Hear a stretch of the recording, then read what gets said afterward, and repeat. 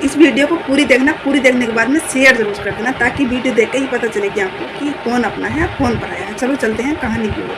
उत्तर प्रदेश के मेरठ में शहीद नगर है। शहीद नगर में एक घर में बहुत तेज की आग लगी थी। वो जिसका घर था उसका नाम था अबरार। उसकी एक पत्नी थी अफसाना। अफसाना बहुत ज़्यादा जल चुकी थी, उसका मुंह की पहचान भी नहीं पड़ रही थी। अब आते हैं अफसाना के मायके वाले आकर नहीं है, रिपोर्ट दर्ज कराते हैं क्योंकि अबरार के नाम की, क्योंकि पति ने पत्नी को जला के मार दिया। अरे यहाँ कोई नहीं, उसके किसी के भी पीहरिए होते, वो सिर्फ अपने जमाई पे ही इल्ज़ाम लगाते कि इसने हमारी बेटी को मार दिया। आग लगी, आग इतनी तेज की लगी हुई थी, घर में और कोई भी नहीं था, पता ही नहीं चल रहा था आग लगी तो लगी किसके लिए। बॉडी पोस्टमार्टम के लिए जाती है, वहाँ पर पता चलता है कि आग लगने से इसकी मौत हुई है। अब बॉडी को कब्जे में लेते हैं, बॉडी का दफन कर देते हैं।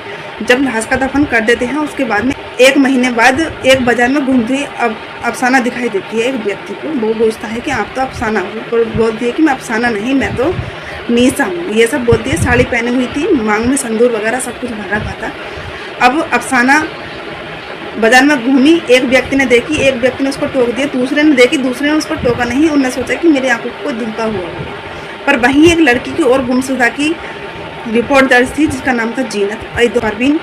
परवीन जैसे ही उन दोनों को छोड़ के भाग जाता है, वह दोनों रिपोर्ट करने थाने जाती हैं, जहाँ थाने में इंस्पेक्टर थे। जब आग लगी थी तब भी वो इंस्पेक्टर थे, और जब ये अफसाना दोनों रिपोर्ट दर्ज कराने जाती हैं परवीन के नाम की, तब भी वही इंस्पेक्टर थे। अब जैसे इंस्पेक्टर फोटो देखा था उन्होंने उस टाइम अफसाना का, जैसे ही अफसाना का फोटो में अफसाना को देखते हैं, सोचते हैं कि ये लड़की तो वही थी जो आग लगा के गई थी।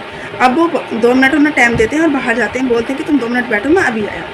और जाके अबरार को, जो अफसाना का पति था अबरार, उसको जाके फ़ोन करते हैं, बोलते हैं कि तुम्हारी अफसाना जिंदी है और तुम पुलिस स्टेशन आ जाओ। अब वो पुलिस स्टेशन पहुंचता है, वो अपने ससुराल वालों को फ़ोन कर देता है कि तुम्हारी लड़की भी जिंदा है, जल्दी मेरे पास आओ पुलिस स्टेशन। अब सब जन वहाँ पहुँचते हैं। लड़की वाले जो अफसाना के मायके वाले होते हैं, वो तो अफसाना को देख कर खुश हो जाते हैं कि हमारी लड़की अभी भी जिंदा है। पर वहीं अबरार सूख के बिल्कुल छुआरा हो गया था, क्योंकि उसका घर भी और उसकी बीवी भी दोनों मर चुके थे। उसको तो अब तक यही पता था कि मेरा घर भी जल के तहस नहस हो गया और मेरी बीवी भी जल के मर चुकी है। टेंशन में हमारा बेचारा, ना ही नौकरी रही, ना ही घर रहा, ना ही बीवी रही, उसके पास कुछ नहीं रहा, सूख के बिल्कुल छुआरा हो चुका था।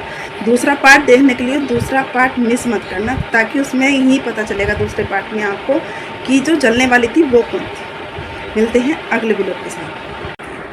जीनत को ही अपने घर बुलाती है, उसको चाय में नशा देती है, नशा हो जाता है जीनत को, रसोई का गैस खोल देती है, गैस खोल के घर से बाहर निकल के और तेल दिखा देती है। जैसे ही घर में बहुत बुरी तरीके से आग लगती है तो जीनत का मुंह जल के बिल्कुल बेकार हो चुका था, ताकि पहचान भी नहीं पड़ रही थी कि अफसाना है या जीनत है। अब जीनत को उम्र कैद की सज़ा 3 जून को हो चुकी है, और परवीन से पूछा गया, परवीन को पुलिस वालों ने कुछ नहीं बोला, क्योंकि परवीन का कहना है कि शादी से पहले से मेरे साथ रहता है, इसकी शादी हो गई, शादी होने के बाद में इसने मुझे कभी नहीं बताया कि इसका नाम अफसाना है। इसका बताता है कि इसका नाम नीसा है, नीसा के नाम से ही परवीन के साथ ये दोस्ती में। अब परवीन पुलिस वालों को सारी बात बताता है, बोलता है कि शादी से पहले से ही मेरी गर्लफ्रेंड थी, और शादी होने के बाद में 4 साल बाद में मेरी गर्लफ्रेंड है, हर बार मेरे से मिलने आती है, और अब ये अपनी जगह दूसरी लड़की को अपने घर में जलाने के बाद में मेरे साथ भाग गया। जब मुझे पता चला कि ये मुस्लिम है, हिंदू नहीं है, तब हम में दोनों में लड़ाई होनी शुरू हुई। जैसे ही मैंने मार घर से बाहर निकाली, ये आपके पास रिपोर्ट दर्ज कराने आई है,